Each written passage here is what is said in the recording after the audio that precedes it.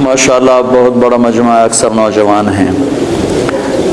دین دو باتوں کا مجموعہ ہے، ایک عبادت اور ایک اخلاق۔ عبادت سے دین شروع ہوتا ہے اور اچھے اخلاق پر جا کر دین مکمل ہوتا ہے۔ دین کی ابتدا، فاؤنڈیشن، بنیاد وہ کلمہ، نماز، روزہ، حج، زکوٰۃ، اور دین کی انتہا چھت، جہاں جا کے چھت پڑتی ہے وہ اچھے اخلاق ہیں۔ اچھے اخلاق سے دین مکمل ہوتا ہے۔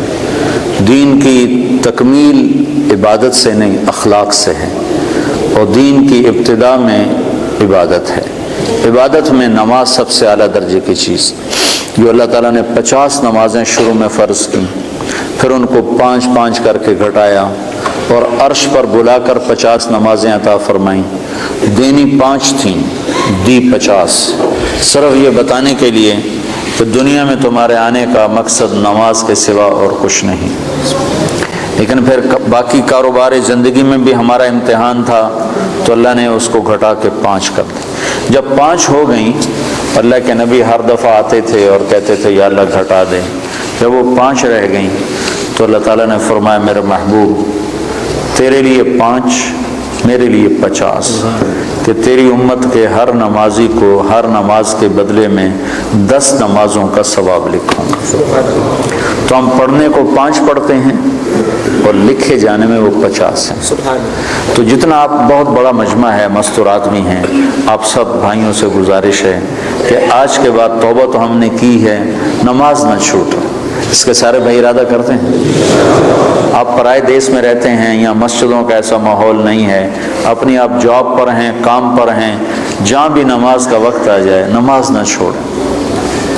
اب اللہ نے اتنی فضا ضرور بنا دی ہے کہ جہاں بھی آپ ہیں آپ کو نماز کی اجازت دیتے ہیں۔ یہ لوگ آپ کے ساتھ انصاف کرتے ہیں، انہوں نے اپنے ملکوں میں انصاف کیا ہوا ہے، عدل قائم کیا ہوا ہے، ظلم نہیں ہے۔ آپ امن میں ہو، امن کے ملک میں ہو، انہوں نے آپ کو سارے حقوق دیے ہیں، آپ پر بھی حق ہے ان کا کہ آپ ان کے لیے ہدایت کی دعا کرو، ان کی خیر خواہی چاہو، اور اپنا کام صحیح کرو، اور نماز کو نہ چھوڑو کسی حال میں بھی۔ مسجد قریب ہے تو مسجد کی دوڑ لگاؤ، مسجد دور ہے تو ایک مصلی اپنے دفتر میں رکھو، اپنے کام کی جگہ پہ رکھو، اور نماز کے وقت میں نماز ادا کرو۔ اور اگر آپ اکیلے ہو تو اذان دو، تکبیر کہو، پھر نماز پڑھو، تو آس پاس جتنی فضا ہے وہ گواہ ہو جائے گی، اور آس پاس جتنے اہل ایمان جنات ہیں وہ نماز میں شریک ہو جاتے ہیں۔ 2 ہو تو جماعت کراؤ، چاہے تمہاری داڑھی نہیں ہے پھر بھی جماعت کراؤ، ایک کو آگے کرو ایک کو پیچھے کرو۔ 3 ہو جماعت کراؤ، با جماعت نماز کی فضا بناؤ۔ سفر میں جا رہے ہو گاڑیاں روک کے با جماعت نماز پڑھو، تو انشاءاللہ یہ پوری ایک مکمل دعوت ہے نماز کا پڑھنا۔ تو عبادات میں میرے بھائیوں بہنوں نماز کا ناغہ نہ ہو۔ مستورات سے کہتا ہوں پردے کا اہتمام کرو، اپنی بچیوں کو شروع سے پردے پر لگاؤ، پردہ ان کی فطرت میں شامل ہو، پردہ کرنے والی بنے، اپنے ان کے لباس میں پتلون نہ ہو، شلوار ہو، یہ باپرد با حیا لباس ہے۔ عورت کے لیے پتلون، مرد کے لیے پتلون با حیا لباس نہیں ہے تو عورت کے لیے کہاں سے ہوگا؟ تو اپنے بچوں کو، اپنی بچیوں کو اسلامی لباس کا عادی بناؤ، پیار سے محبت سے، یہاں سختی تو چلتی نہیں، اور سختی کہیں بھی نہیں چلتی، ہر جگہ پیار محبت سے ہی کام چلتا ہے۔ اللہ نے بھی پیار سے ہی ہمیں سمجھایا ہے اور پیار سے ہی ہمیں اپنی طرف بلایا ہے۔ کہیں کہیں اس نے انجام بتانے کے لیے بتا دیا کہ جہنم بھی ہے، ورنہ اللہ کا عام انداز پورے قرآن میں یا ایھا الذین آمنوا، کتنی عزت کے ساتھ اللہ ہمیں بلاتا ہے، اے ایمان والو، اے ایمان والو۔ تو دوسری چیز جو، تو نماز کی نیت کر لی سارے بھائیوں نے؟ قرآن کے لیے ضرور وقت نکالیں، تلاوت کے لیے کچھ وقت نکالا جائے۔ نہیں پڑھا ہوا تو تھوڑا تھوڑا کر کے، اب تو ہر جگہ مساجد ہیں، علماء ہیں، قراء ہیں، قرآن تھوڑا تھوڑا پڑھنا شروع کریں۔ سال میں 2 دفعہ قرآن ختم کرنا قرآن کا حق بنتا ہے، اور دل کی زندگی کے لیے قرآن سب سے بڑی غذا ہے۔ دل کو غذا نہ ملے تو مر جاتا ہے، تو دل کو، روح کو قرآن کی غذا نہ ملے تو روح مر جاتی ہے۔ تو قرآن کی تلاوت کے لیے وقت نکالیں۔ اور دوسری چیز جو، جس پر جا کر اسلام مکمل ہوتا ہے، وہ اچھے اخلاق ہیں۔ اپنے اخلاق کو بلند کریں.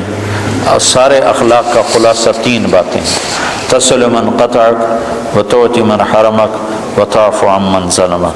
جو توڑے اس سے جوڑو، جو محروم کرے عطا کرو، جو زیادتی کرے معاف کرو. پھر اگر ماں باپ ساتھ ہیں تو ان کی قدر کرو. آج مجھے بڑا دکھ ہوا، مجھے ایک اولڈ ہوم دکھایا ساتھیوں نے، تو اس میں مسلمان عورتیں بھی تھیں، مسلمان مائیں بھی تھیں، ان کے جوان بچے ہیں اور وہ ماں کی خدمت سے محروم ہیں. کیا بدبختی کی انتہا ہے کہ مسلمان کے لیے ماں تو جنت کا راستہ ہے. میرے نبی نے فرمایا ماں کے قدموں تلے جنت ہے.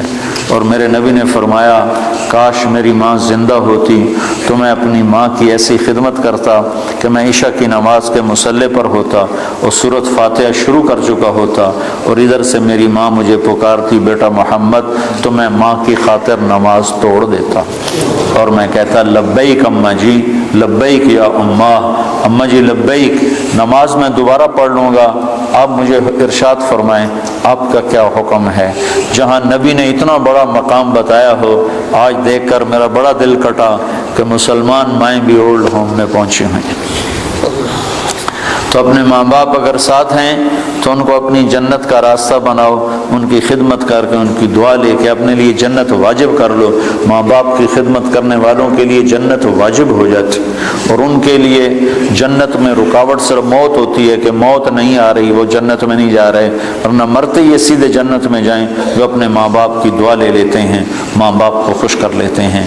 تو اپنے ماں باپ کا مقام سمجھو. اللہ کے نبی نے فرمایا جس نے ماں باپ کو ناراض کیا ان پہ اللہ کی لعنت، ان پہ فرشتوں کی لعنت، ان پہ زمین آسمان کی لعنت. نہ ان کی نماز قبول ہے، نہ روزہ قبول ہے، نہ صدقہ قبول ہے. تو بھائیو مہربانی کرو، میرا اللہ کہتا ہے لا تقل لهما اف ولا تنهرهما وقل لهما قولا کریما واخفض لهما جناح الذل من الرحمہ وقل رب ارحمهما كما ربياني صغيرا. میرا رب کہتا ہے ماں باپ کے آگے سر جھکا دو، اپنے بازو بچھا دو اور ان کے غلام بن جاؤ. ان کے آگے اف نہ کرو، ان کے آگے آہ نہ کرو، ان کے آگے ہوں نہ کرو، ان کو میٹھے بول سے بلاؤ. تو تمہارا رب اس پر تمہارے لیے جنت الفردوس کے فیصلے فرمانے والا ہے. شادی ہو گئی ہے، ہونے والی ہے، اپنی بیویوں سے اچھا سلوک کرو. اچھے سلوک سے گھر آباد ہوتے ہیں، برے سلوک سے گھر آباد نہیں ہوتے. اللہ کا نبی کا فرمان ہے بہترین مسلمان وہ ہے جو بیوی سے اچھا سلوک کرتا ہو، اور میں سب سے اچھا سلوک کرتا ہوں اپنی بیوی کے ساتھ. اور اللہ کے نبی کا فرمان ہے جنت میں میرے گھر کے قریب اس کا گھر ہوگا جس کے اخلاق اچھے ہوں گے اور جس کا بیوی کے ساتھ اچھا سلوک ہوگا. پھر بیویوں کو سمجھایا. اللہ کے نبی نے، ایک عورت نے آ کر عرض کی یا رسول اللہ میری شادی ہو رہی ہے، میرے خاوند کا میرے اوپر کیا حق ہے؟ تو آپ نے فرمایا تیرے خاوند کے جسم پر زخم پڑ جائیں، زخم، اور ان زخموں میں پیپ پڑ جائے، گندا پانی سفید پیپ پڑ جائے، اور تو زبان سے چاٹ کر اس کے زخم صاف کرے تو نے اس کا حق ادا نہیں کیا. زبان سے چاٹ کر اس کا زخم صاف کرے تو نے خاوند کا حق ادا نہیں کیا. مردوں کو کیا سمجھایا کہ بہترین مسلمان وہ ہے جو بیوی سے اچھا سلوک کرتا ہو، اور عورتوں کو کیا سمجھایا کہ خاوند کی اطاعت. آپ نے فرمایا اگر میری شریعت میں سجدہ جائز ہوتا، میری شریعت میں اللہ کے سوا کسی کو سجدہ نہیں، اگر سجدہ جائز ہوتا تو میں عورت سے کہتا اپنے خاوند کو سجدہ کرے، یعنی اس کی اطاعت کرے. اور مردوں کو سمجھایا کہ سب سے بہترین خرچ بیوی پر خرچ کرنا ہے، بچوں پر خرچ کرنا ہے، اور بہترین مسلمان وہ ہے جو بیوی کے ساتھ اچھا سلوک کرتا ہو. تو یہ اچھے اخلاق ہیں. آپس میں رہو، پیار محبت سے رہو، لڑائی نہ ہو، آپس میں جھگڑا نہ ہو، آپس میں بائیکاٹ نہ ہو، آپس میں آپ کسی سے لڑے ہوئے نہ ہو.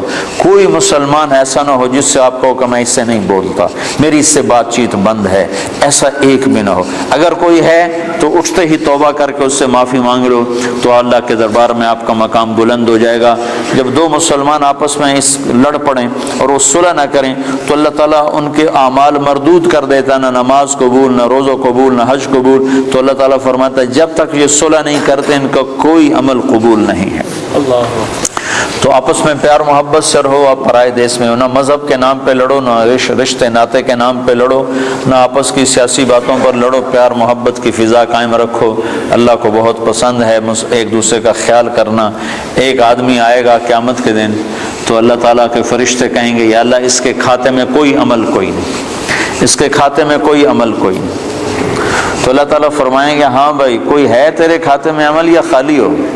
کہے گا یا اللہ ایک ہے اور کچھ نہیں, ایک ہے اور کچھ نہیں. اگر تو اسے سمجھے تو ایک ہے. کہ کیا ہے؟ کہ میں کاروباری آدمی تھا, جس کو پیسے دینے ہوتے تھے اس کو تنگ نہیں کرتا تھا, موقع پہ پیسے پہنچاتا تھا, اور جس سے لینے ہوتے تھے وہ جتنا ہی تنگ کرتا تھا میں اس کو تنگ نہیں کرتا تھا, میں چپ کر کے واپس آ جاتا تھا. کبھی اس کو بے عزت نہیں کیا. ہمارے ہاں تو پاکستان میں تو بہت ہوتا ہے, چونکہ کام ادھار پہ چلتا ہے, یہاں بھی ادھار پہ ہی ہے سارا کام. تو ادھار پہ کام ہوتا ہے تو جس نے لینا ہوتا ہے وہ گالیاں نکالتا ہے, جس نے دینا ہوتا ہے وہ انکار کرتا ہے.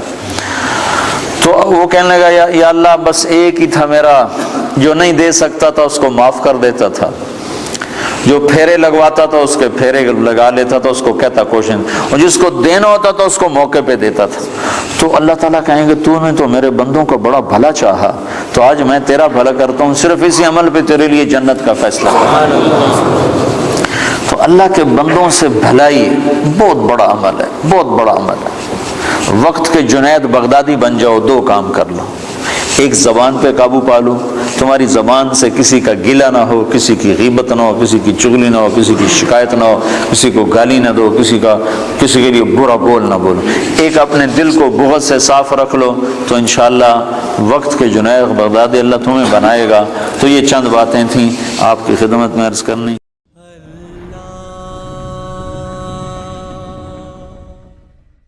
نماز کسی کی نہ چھوٹ, نہ کسی عورت کی نہ کسی مرد. اور نماز میں اللہ کا ایک مطالبہ ہے کہ جب نماز پڑھو تو اور میں ہوں اور کوئی نہ. ایک اس کی ہم مثال دیتا ہوں. بیوی تم سے بات کر رہے ہو نا, بیچ میں موبائل بج پڑے تو وہ بیوی کہتی کیا مصیبت, کبھی تو اس کو بند کر دیا کرو. یہ ایک آج کی عام مثال, میرے ساتھ تو بہت ہوتا رہتا ہے. کیا مصیبت, کبھی تو اس کو بند, کبھی تو میری طرف بھی متوجہ ہوا کرو. ٹھیک ہے. تو اللہ قرآن میں ایک بات کرتا کہتا فَإِذَا فَرَغْتَ فَانْصَبْ وَإِلَىٰ رَبِّكَ فَارْغَب. آپ کو میں گلاس اب پانی نہیں ڈالتا. اچھا یہ گلاس ہے نا, اس میں ابھی یہ کچھ پانی تھوڑا سا ہے, یہ میں نے اس کو الٹایا ہے تو اب کوئی قطرہ رہ گیا جی, دیکھ لیا آپ نے.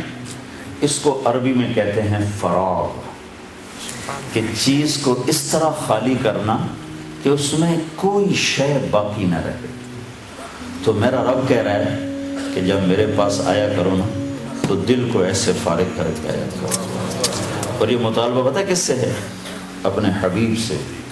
فَإِذَا فَرَغْتَ فَانْصَبْ وَإِلَىٰ رَبِّكَ فَارْغَب. تو اس پر علماء لکھتے ہیں کہ اللہ کے نبی کے دل میں کیا تھا جس کو اللہ کہہ رہا ہے فارغ ہو گیا.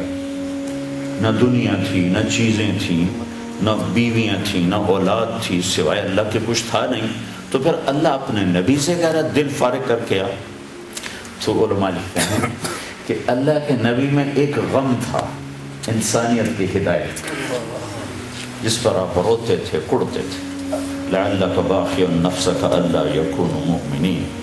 تو میں اس رب کی قربانی کہتا میرے حبیب غم کھا انسانیت کا, جتنا کھانا کھا, جب میرے پاس آیا کر تو وہ بھی نکال دیا کر. بس تو اور میں, بس تو اور میں, اور کوئی نہیں ہونا چاہیے.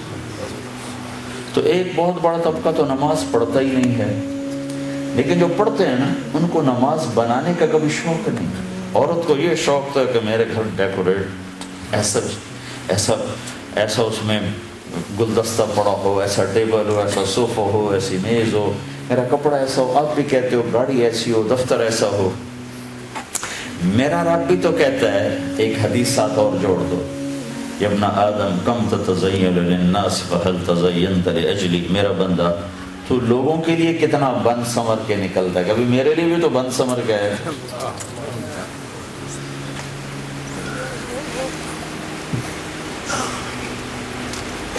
میں آنے لگا تو میں نے کپڑے بدلے. آنے لگا اگر میں اونی کپڑوں میں آ جاتا تو کیا فرق پڑتا تھا؟ آپ نے طارق جمیل کو سننا تھا نا کہ اس کے کپڑوں کو. لیکن آدمی کے لاشعور میں ہوتا ہے بھائی لوگوں کو سے ملنا ہے، صاف ستھرے کپڑے پہن کے ہوں تو اللہ یہ گلہ کر رہا ہے کہ میرا بندہ میری بندی لوگوں کے لیے تو اتنا بنتا سنور، اگر میرے لیے بھی تو بند سنور گیا. اچھا میں بڑا حیران ہوں، پتا پتا میرے رب کی تسبیح اور نماز پڑھتا ہے. ساتوں آسمان بھرے پڑے ہیں فرشتوں سے، سجدوں میں پڑے. اللہ ان سب سے ہٹ کر کہتا ہے تو سجدہ کر، تیرے سجدے میں جو خوشی ہوتی ہے نا وہ کسی سے نہیں ہوتی. جب تو دھرتی پہ سر رکھ کے کہتا ہے سبحان ربی الاعلی تو میں خوش ہو جاتا ہوں. تو ہر مرد عورت سے کیا مطالبہ ہے؟ ایسی نماز پڑھو کہ دل خالی ہو. یہ نماز سیکھنی پڑے گی. 95% تو پڑھتے ہی نہیں. جو پڑھتے ہیں ان کو احساس ہی کوئی نہیں کہ میں کس کے سامنے کھڑا. تو میرے نبی کی زندگی کا خلاصہ 2 بات جو آپ نے دنیا سے جاتے ہوئے کہیں تھی، الصلاۃ وما ملکت ایمانکم. اے میری امت ایک نماز نہ چھوڑنا. پورے دین پر تو آتے آتے آئیں گے، لیکن 2 باتیں اگر آپ سیکھ لیں کر لیں مرد عورت تو دین سارا قابو میں آ جائے. ایک نماز زندہ ہو جائے، اور دوسری چیز ہے وہ اخلاق زندہ ہو جائیں، اچھے اخلاق.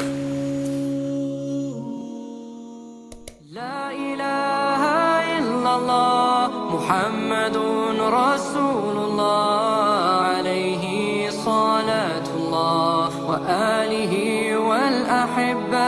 لا الہ الا اللہ محمد رسول اللہ علیہ صلاة اللہ وآلہ